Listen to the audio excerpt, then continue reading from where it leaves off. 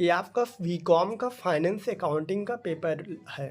Friends, अभी काफ़ी यूनिवर्सिटियों में एग्ज़ाम चल रहे हैं फाइनेंस अकाउंटिंग के, यानी कि वित्तीय लेखांकन के। काफ़ी यूनिवर्सिटियों में एग्ज़ाम लगे हुए हैं फाइनेंस अकाउंटिंग यानी कि वित्तीय लेखांकन का। आज मैं वित्तीय लेखांकन यानी कि फाइनेंस अकाउंटिंग का प्रीवियस ईयर पेपर दिखाऊंगा और आज इस पेपर में कुछ फ्री सोर्सेज बताऊंगा, जिसको आप वो स्टूडेंट अगर फॉलो कर लेते हैं तो उसके अलावा आपको कुछ भी नहीं करना, बस उतना पढ़ के जाएं। आपकी एग्ज़ाम में सारे 90+ वहीं से क्वेश्चन होंगे। चलिए वीडियो को स्टार्ट करते हैं, टाइम को ना वेस्ट करते हुए। जैसा कि आप पैटर्न देख लें, एग्जामिनर किन टाइप के क्वेश्चन अभी लेटेस्ट पैटर्न में एग्जामिनर पूछ रहा है। प्रयोगकर्ताओं को जो देखा जाए, प्रयोगकर्ता के आधार पर लेखांकन सूचनाओं की क्यों आवश्यकता पड़ती है।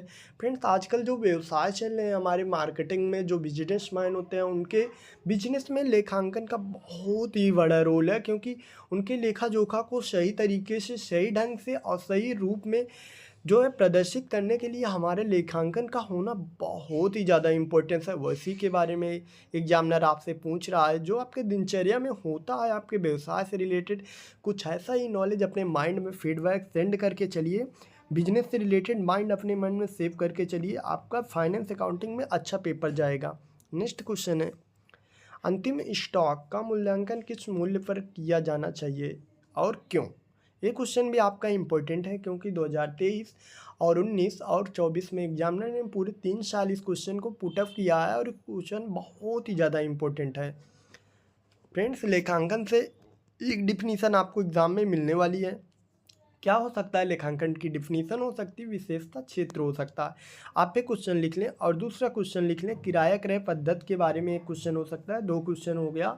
और अधिकार शुल्क के बारे में एक क्वेश्चन हो सकता है, एक ठेका लागत के बारे में हो सकता है। मैंने 4 क्वेश्चन जो पूरे 5 साल पेपरों में बार बार रिपीटेड क्वेश्चन थे, मैंने डिस्कस कर दिया। और नेक्स्ट जो क्वेश्चन हमें लगेंगे अच्छे उनको भी डिस्कस कर दूंगा। फ्रेंड्स, अगर आप बीकॉम कर रहे हैं, चैनल को ज़रूर सब्सक्राइब करके रखें, ताकि किसी भी यूनिवर्सिटी का पेपर हो तो आपको सही टाइम पे मिल सके और उसका यूज़ अपने एग्ज़ाम में आप कर सकें। आप एक क्वेश्चन देख सकते हैं, दर्शनार्थ बीजक, आप एक बार इसको देख लें।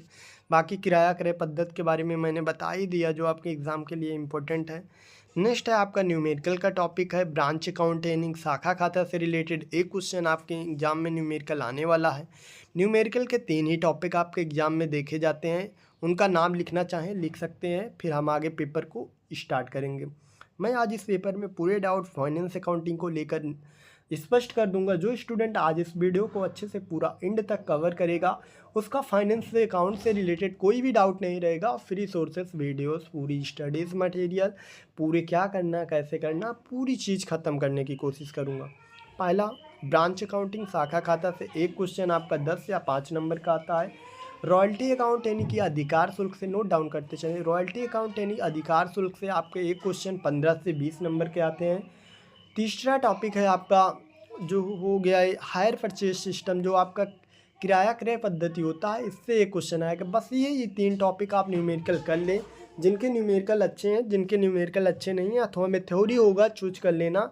1-2 क्वेश्चन ऐसा होगा जिसके साथ ऑप्शन में आपको थ्योरी नहीं मिलेगी, नहीं न्यूमेरिकल के साथ अथवा में थ्योरी मिल जाएगी, तो आप स्किप करके उसको थ्योरी लिख सकते हैं। थ्योरी के लिए मैं कुछ प्लेलिस्ट प्रोवाइड करूंगा, बाद में बता दूंगा, जिसको आप कर लेंगे तो थ्योरी का आपका एक भी क्वेश्चन एग्जाम का नहीं छूटेगा, जो अच्छे से उस पूरे वीडियो को कवर कर लेगा। उससे पहले आप पेपर को अच्छे से देख लें। वसूली खाता क्या है? वसूली खाता की एक डिफिनीसन आपके एग्ज़ाम में, क्योंकि एग्जामिनर इसको 4 बार पूरे पूछा है, 2021, 2023, 2024 और 22 में भी पूछा था, पूरे 4 साल इस क्वेश्चन का इम्पोर्टेंस एग्जामिनर ने दिया है, तो इसको भी अच्छे से आप कवर करके जाएं। नेक्स्ट है तलपट के बारे में आप पढ़ लेना। तलपट से रिलेटेड एक क्वेश्चन आपके एग्ज़ाम में छपने वाला है, जो कि बता दो तलपट की डिफिनीसन हो सकती है, विशेषता या इसके उद्देश्य हो सकते हैं। कुछ ये 3 टाइप के क्वेश्चन के पैटर्न्स के एक क्वेश्चन आपके एग्ज़ाम में देखने को मिल जाएगा। नेक्स्ट क्वेश्चन है आपका, जो व्यापारिक आय होती है इसकी गणना कैसे की जाती है, इसको स्पष्ट करना है। भी क्वेश्चन आपका इम्पोर्टेंट है, क्योंकि रिपीटेड है, 2 टाइम पूछा गया है 22 और 24 में, तो आप इसको भी नोट डाउन कर लें, क्योंकि आपके लिए इम्पोर्टेंट क्वेश्चन है। लेखांकन के से रिलेटेड मैंने 1-2 क्वेश्चन बात किया था, वही इसी टाइप का हो सकता है। उसकी अवधारणा, डिफिनीसन, विशेषता, उद्देश्य कुछ ऐसा हो सकता है। इस टॉपिक को अच्छे से करके जाएं, यहाँ से आपके 20 नंबर 15 से 20 नंबर क्लियर हो जाएंगे। आप नोट डाउन करते चले, हर एक पॉइंट को ध्यान से सुनते चले, क्योंकि मैं 5 ईयर एक्सपीरियंस के बाद कोई भी वीडियो प्रोवाइड करता हूँ जो आपके एग्ज़ाम के लिए एक्चुअल में बहुत ही ज़्यादा हेल्प करता है। जो आपके डायरेक्ट एग्ज़ाम में जब बैठते हैं तो वहाँ ऐसा लगता है कि सारे क्वेश्चन मैं ऑलरेडी पढ़ चुका हूँ। नेक्स्ट है आपका नगद उधार लेखा प्रणाली ओम। इसको आप एक बार देख लेना, उतना इम्पोर्टेंट नहीं है, क्योंकि इम्पोर्टेंट होता तो मैं आगे टाइम डिस्कस करता। नेक्स्ट है आपका जर्नल एंट्रीज है, आप इसको देख लीजिएगा। जर्नल एंट्रीज है, आप इसको कर लीजिएगा। बाकी मैं इसका पीडीएफ अपने टेलीग्राम चैनल में दे दूंगा, लिंक डिस्क्रिप्शन में है। जिनके न्यूमेरिकल अच्छे हैं, न्यूमेरिकल आप सॉल्व कर सकते हैं, लिंक डिस्क्रिप्शन में है टेलीग्राम का, वहाँ से ज्वाइन कर सकते हो। वहाँ पीडीएफ भेज दिया गया है। नहीं मिलता है तो आप मैम को मैसेज करिए, वहाँ से पीडीएफ आपको भेज दिया जाएगा। नेक्स्ट है आपका प्रेषक और प्रेषणी। इसको आप पुस्तक में प्रेषण से संबंधित प्रविष्टियाँ कीजिए। इसको आप एक बार देख लीजिएगा, क्योंकि एग्जामिनर ने इसको 2 बार एग्जाम में पुटअप किया है। एक तो 2022 में पूछा था, एक 24 में फिर से पूछ लिया है। फिर न्यूमेरिकल आ गया आपका। न्यूमेरिकल के साथ अथवा में क्वेश्चन भी मिलना चाहिए, देखते हैं। न्यूमेरिकल ये भी है, आप इसको क्वेश्चन देख लेना पीडीएफ में। देखिए ये मिल गया ना, न्यूमेरिकल के साथ थ्योरी का क्वेश्चन। जो फर्म के विघटन से आप क्या समझते हैं?